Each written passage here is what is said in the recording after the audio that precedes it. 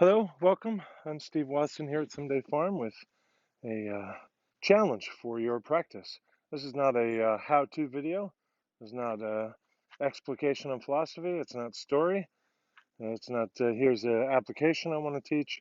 It's just a challenge for your own practice. In other words, that which you have pretty well, that you know and understand, that you don't currently have questions on for your teacher. This is a challenge for that. So today, the challenge is for form.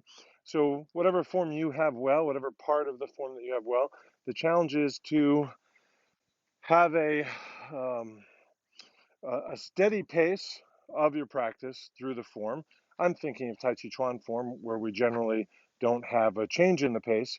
Certainly, you might have a form where there's a Fajin or something, and so we can respect that. But generally, have a self-same pace through your practice, quiet, slow, patient. I'm just letting the farrier go by here at the farm. And thank you. That was nice and slow, not running me over. Appreciate that. Thank you. So, moving through slowly, easily, gently, paying attention to our principles, paying attention to our practices. Uh, so, the challenge, if that's not the challenge, to not hurry through sections, not really slow down through sections. Often people really slow down if they're unsteady or unsure. So that's an indication maybe you don't quite have that section of the sequence as well as you might otherwise think. But if we have the practice, and here I'm not teaching form, I'm not saying you need to do this form, but as I'm practicing, trying to find a steady pace, and it may help to review a video of yourself so that you're referencing a more objective uh, view of your form rather than this subjective view of me thinking that I'm steady, but speeding up through parts or slowing down through parts or what have you. So, anyway, the challenge is when we get to a single legged posture. So, maybe I'll just establish a pace here. When I get to a single legged posture, which would begin about here, I've fully shifted my weight and begun to lift the foot, make this movement half speed.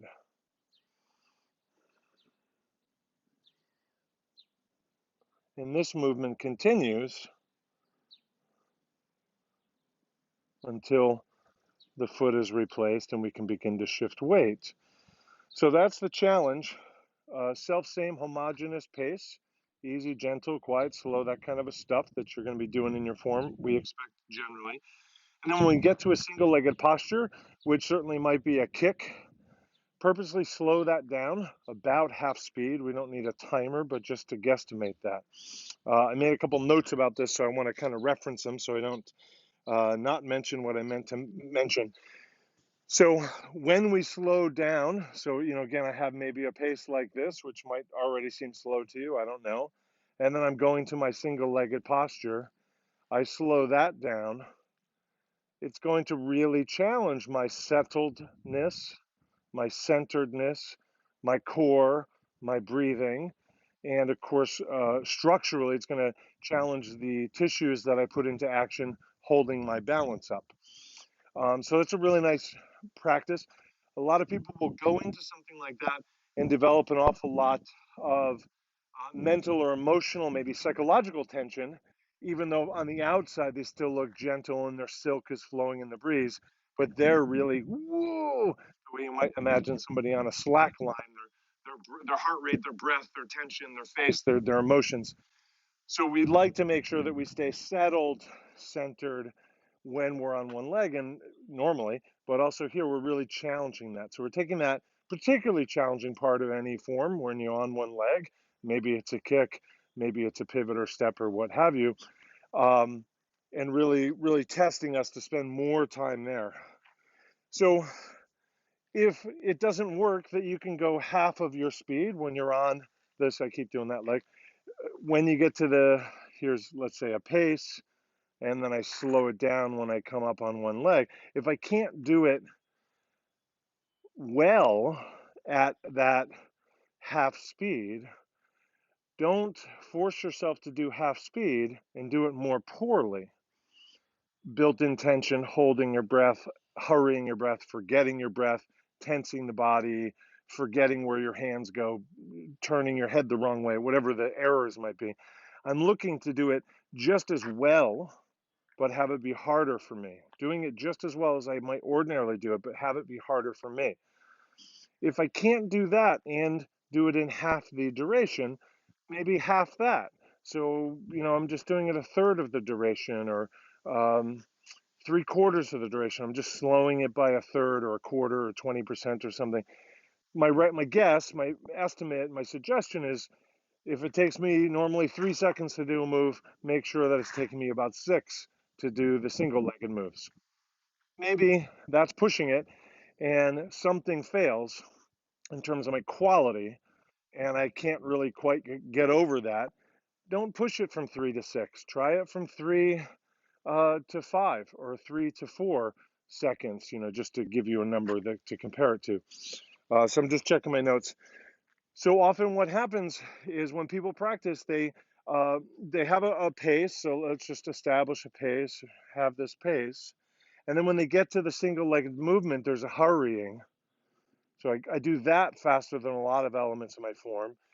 And whether or not I do that fast, so let's say I do it slowly and I come up here, when it's time to go down, that's fast because I'm tired, I'm off balance, and I'm pushing myself outside the limits that my quality can endure. And what I do is I give up speed. And when I give up speed, I give up evenness, I give up uh, the qualities of being in the present moment, right? So I don't want to hurry through into or out of the single-legged movements. Um, so we don't want to have any half measure or half range or half principles, right? So nothing that I'm done is done in half apart from, I'm having the time, I guess, um, uh, having the pace, doubling the time. So I don't want to do half measures. I don't want to do half range. So what I'm not going to do here is, normally my move might look like this. I'm not going to just go, well, I'll just come up to here because I'm doubling the time I'm here. I'd rather do it to the place that you normally do it and try and have that be done in an extended manner. So no half measures, no half range or reach or extension, range of motion, no half principles.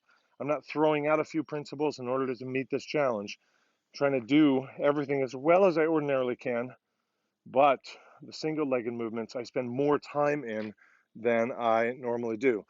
So as we do this and we're standing on one leg, it's going to really help us to slow our mind down, slow our breathing down, recommit to a low center of gravity, um, and certainly challenge the tissues that help hold you up there.